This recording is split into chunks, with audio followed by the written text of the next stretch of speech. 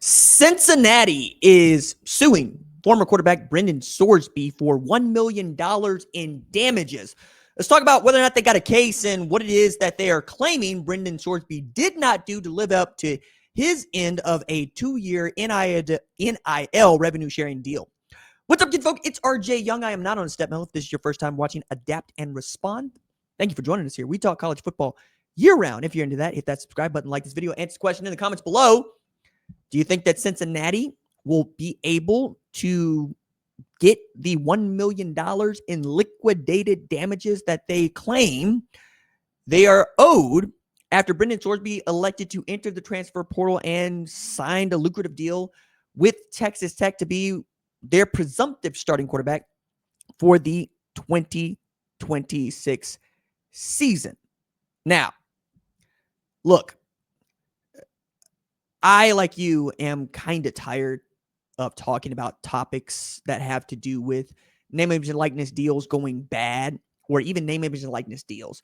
But we are in the off season, and we are at the bottom of the off season, February. I mean, I don't mind telling you, it's really difficult and hard to talk about college football in a meaningful way in February. It gets easier with every month to follow, but as things stand, we've had Sacramento State enter the FBS. We have North Dakota State enter the FBS. And everything else has more or less been about the transfer portal or how much money has been spent in the transfer portal. Texas Tech doesn't shy away from being one of the biggest spenders, not just in college football, but across the NCAA, paying a pitcher for their softball team more than $1 million. They renovated the softball field after getting to the College World Series and having their best ever result in it. They're also at a place where they can afford to spend as much money as they need to on players to make sure that Joey McGuire has everything he needs to get back to the college football playoff and perhaps keep their number 5 plus ranking in to the college football playoff next year. They're coming off their best season ever. They won the Big 12 championship. They entered into the college football playoff as a 4 seed, which gave them a bye. Yeah, they got stomped out by Oregon, but we're talking about Texas Tech, who had not won the Big 12 championship ever. And then we're talking about Texas Tech, who had not played meaningful football in the postseason ever. Now, we could talk about Mike Leach, and we could talk about Sonny Dykes, and we talk about Southwest Conference, and we could talk about Graham Harrell and Michael Crabtree all we want, but what Texas Tech fans wanted is exactly what they got last year.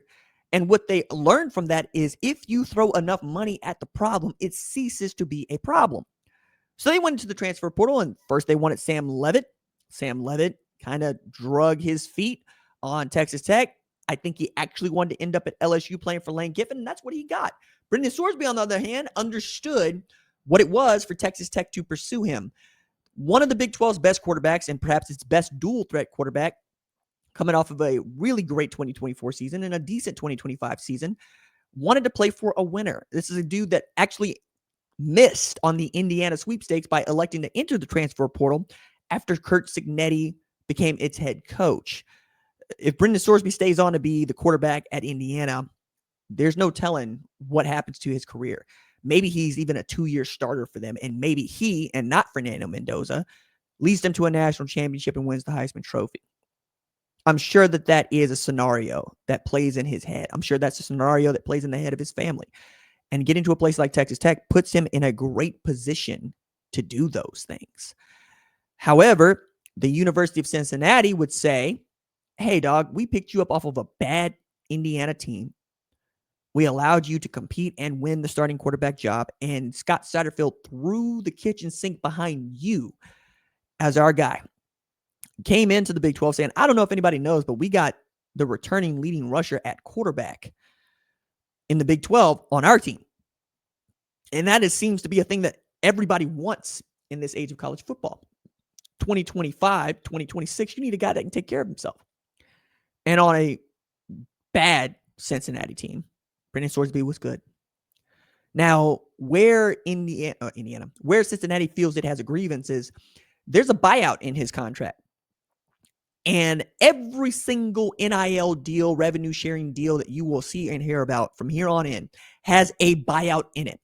And if you're familiar with European soccer, if you're familiar with the system that they employ, you'll know that a big part of it is a transfer fee, right?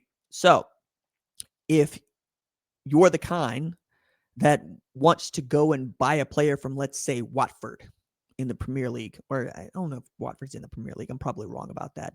But let's assume it's Watford, or let's go with Ipswich Town, right? They got a star striker. You'd like him. You're Chelsea, okay?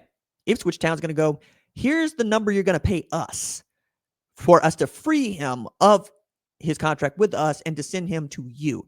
You have to negotiate a different deal with him personally, but here's the number that you're going to pay us just to get him. That's how college football is going to work for the foreseeable future. For Brendan Sorsby, this number was $1 million. Now, either he or Texas Tech needed to make Cincinnati whole if Brendan Sorsby decided to break his contract with Cincinnati over 2 years and enter the transfer portal by paying them $1 million in 30 days. He did not do so. Now, the University of Cincinnati is suing him for damages.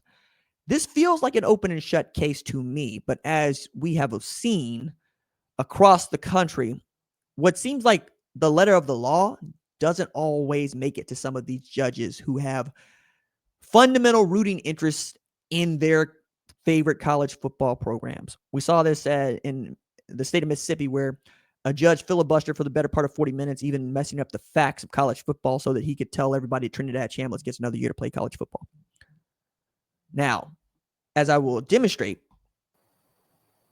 or should I say, as I have demonstrated, Texas Tech got a case. Or Cincinnati got a case, man. I'll be curious to see how this one goes out. I think it'll be settled out of court. I honestly think that neither Texas Tech or Cincinnati wants to see this thing in court, and I think they just want to get their money.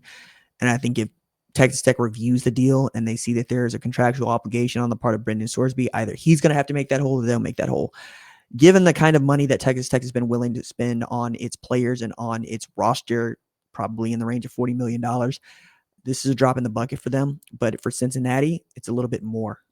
They had to go get a new starting quarterback. They had to build around him.